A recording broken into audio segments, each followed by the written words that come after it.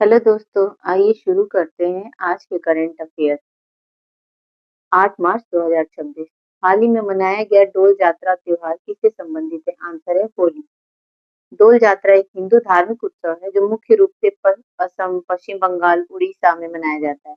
इसे कई जगहों पर डोल उत्सव, डोल पूर्णिमा, वसंत उत्सव इन सभी नामों से जाना जाता है। यह मूल रूप से होली का ही एक सांस्कृतिक रूप है और यह त्योहार मुख्य रूप से भगवान कृष्ण और राधा की भक्ति से जुड़ा है और वसंत ऋतु के आगमन का प्रतीक है। निरस्त्रीकरण और अप्रसार जागरूकता का अंतर्राष्ट्रीय दिवस हर वर्ष कब मनाया जाता है? आंसर है 5 मार्च। यह दिवस वेपन्स ऑफ मास डिस्ट्रक्शन यानी WMDS सामूहिक विनाश के हथियार के खतरों और डिजास्टरमेंट इफोर्ट को लेकर अवेयरनेस बढ़ाने के लिए मनाया जाता है। इस दिवस का इतिहास 2021 में यूएन जनरल असेंबली UNGA ने इस दिन को स्थापित करने का प्रस्ताव रखा। 7 दिसंबर 2022 को UNGA ने आधिकारिक रूप से मार्च मार्च को international disarmament and non proliferation awareness अप्रसार जागरूकता डे घोषित किया। लोकसभा विशेषाधिकार समिति के अध्यक्ष के रूप में किसे नियुक्त किया गया है? आंसर है रविशंकर प्रसाद। लोकसभा स्पीकर ओम बिरला ने 18th लोकसभा के लिए प्रिविलेजेस कमेटी का पुनर्गठन किया है। यह समिति पार्लियामेंट एंड एमपीज के विशेषाधिकारों के उल्लंघन के मामले में जांच करती है। इस समिति में कुल 15 सदस्य हैं। इसका नेचर यह एक स्टैंडिंग कमेटी है। स्टैंडिंग कमेटी पार्लियामेंट की एक ऐसी छोटी समिति होती है जो लगातार स्थायी रूप से काम करती है और गवर्नमेंट के कामकाज, बिल और नीतियों की इन्वेस्टिगेशन और रिव्यू करती है। एच.की. दुआ का हाल ही में निधन हो गया। वे किस क्षेत्र से संबंधित है? आंसर है पत्रकारिता। उनका 88 वर्ष की उम्र में न्यू दिल्ली में निधन हो गया। वे 2009 से 2015 तक राज्यसभा के नॉमिनेटेड मेंबर भी रहे। ये भारत के बहुत ही फेमस पत्रकार, फॉर्मर डिप्लोमेट एंड एमपी थे। उन्हें 1998 में पद्म भूषण से सम्मानित किया गया। जनजाति कला महोत्सव 2026 का आयोजन कहाँ किया जा रहा है? आंसर है नई दिल्ली। इसका उद्घाटन union tribal affairs minister Jual Oram ने किया। यह 12 दिन यानी 2 से लेकर 13 मार्च 2026 तक चलने वाला कार्यक्रम है।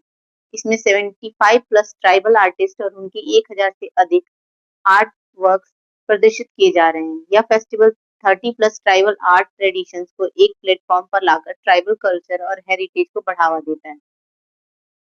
महाराष्ट्र सरकार द्वारा भारत की पहली AI संचालित कौशल जनगणना किस नाम से लॉन्च की गई है? आंसर है सक्षम कौशल जनगणना।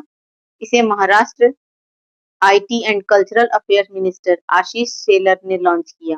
इस सर्वे का मुख्य उद्देश्य 18 से 40 वर्ष की आयु के युवाओं के स्किल्स का मूल्यांकन करना है ताकि रोजगार को बेहतर बनाया जा सके। मेन गोल्स राज्य सरकार का लक्ष्य 2027 तक 15,000 उम्मीदवारों को प्रशिक्षित करना है, जिनमें से 5,000 को नौकरी या इंटरप्रेन्योरशिप के जरिए आत्मनिर्भर बनाना है। चर्चा में रहा इचिनस गीजर जो 6 साल बाद फिर से सक्रिय हुआ, किस देश में स्थित है? आंसर है संयुक्त राज्य अमेरिका। अमेरिका के येलोस्टोन नेशनल पार्क का इचिनस गीजर लगभग 6 साल के बाद फिर से सक्रिय हुआ है। यह 30 फीट तक उबलते पानी की तेज बौछार हवा में फेंक रहा है और साइंटिस्ट के अनुसार यह गीजर 2017 के बाद सबसे सक्रिय अवस्था में देखा गया है। इचिनस गीजर विश्व में ज्ञात सबसे बड़ा एसिडिक गीजर है। What is geyser? गीजर एक प्रकार का भूतापीय गर्म झरना है जो भूमिगत गर्म पानी और भाप के दबाव के समय समय पर पानी को फाउंटेन की तरह ऊपर उछालता है।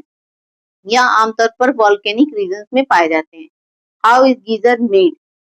पानी गर्म जमीन के नीचे गर्म मैग्मा से पानी गर्म होता है और पानी भाप का प्रेशर बिल्ड होता है।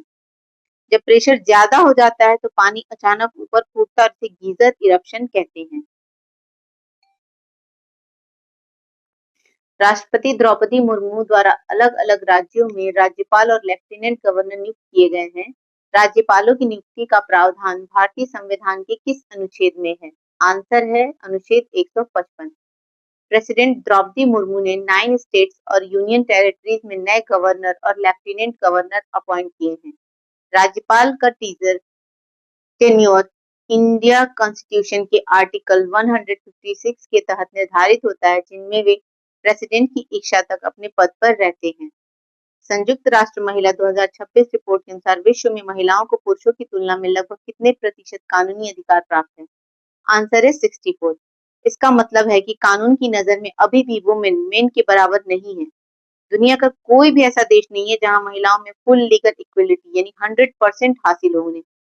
54% देशों में रेप की कानूनी परिभाषा कॉन्सेंट यानी सहमति के आधार पर निर्धारित नहीं है। केंद्रीय गृह मंत्री अमित शाह द्वारा नई दिल्ली में जनगणना 2027 के लिए लॉन्च किए गए शुभंकर का नाम क्या है? आंसर है प्रगति, महिला और विकास पुरुष। ये दोनों 2047 तक विकसित भारत के लक्ष्य में महिला पुरुष की समान भागीदारी को दर्शाते हैं। इसे CDAC centre for development of advanced computing ने विकसित किया है। सेंसस 2027 भारत की पहली पूरी तरह से डिजिटल सेंसस होगी। इस सेंसस के लिए 30 लाख से अधिक कर्मचारी और ऑफिशियल्स पूरे देश में कार्य करेंगे। इसके लिए 4 की डिजिटल टूल्स हैं।